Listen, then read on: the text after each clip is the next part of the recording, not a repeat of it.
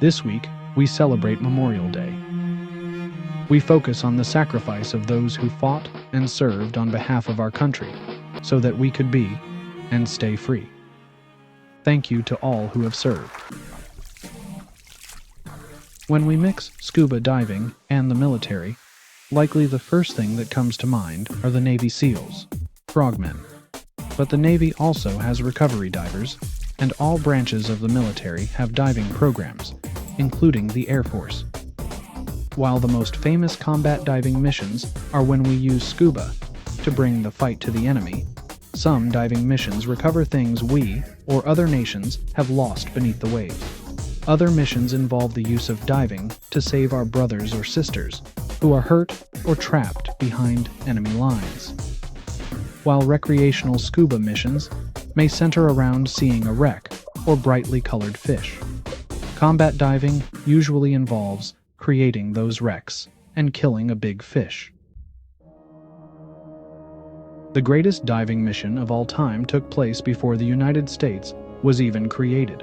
In fact, this mission took place over 2,000 years ago. This dive mission combined all aspects of combat diving. There was bringing the fight to the enemy, recovering the lost, and saving those still trapped behind enemy lines.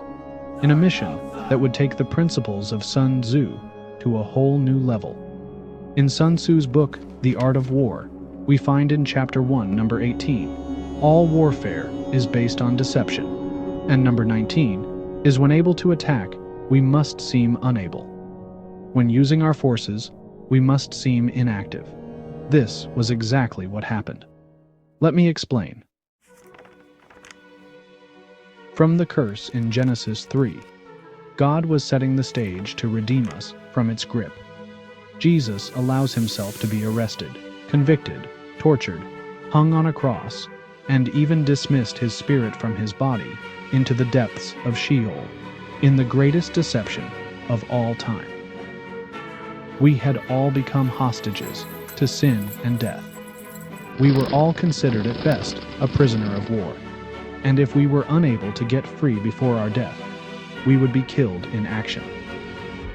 Jesus went through Good Friday in a deception that gave him access to any prisoner of war, regardless of time, even those who appeared to be killed in action if they trusted in a coming Messiah. Those people who died before Jesus but trusted in a coming Messiah were really prisoners of war in Abraham's bosom. Once Jesus arrived, Isaiah 49, 8 and 9 was fulfilled. It says, "Thus says the Lord, in an acceptable time I have heard you, and in the day of salvation I have helped you. I will preserve you and give you, as a covenant to the people, to restore the earth, to cause them to inherit the desolate heritages, that you may say to the prisoners, 'Go forth,' to those who are in darkness, 'Show yourselves.'" Jesus had appeared very weak on the cross, and even in the grave. But it was deceptive. It's when Jesus appeared the weakest that Jesus became the strongest. In fact, 1 Corinthians 2, 7 and 8 literally says this, "But we speak the wisdom of God in a mystery, the hidden wisdom which God ordained before the ages for our glory, which none of the rulers of this age knew. For had they known, they would not have crucified the Lord of glory." Jesus pulled off the greatest hostage rescue in eternity, and he used military tactics to do it. Jesus said that in order to rule, you must learn to serve. If we humble ourselves and dive into the gift of God, which is the freedom found in the hostage rescue mission of Christ, then we can escape from the prison of sin that has made us a prisoner of war. The gate is open, the key to the chains lay before us. A familiar military motto that explains why God would go through all of this is, "that others may live." The Bible version of this motto is found in John 15:13, where it says, "Greater love has no one than this, than to lay down one's life for his friends."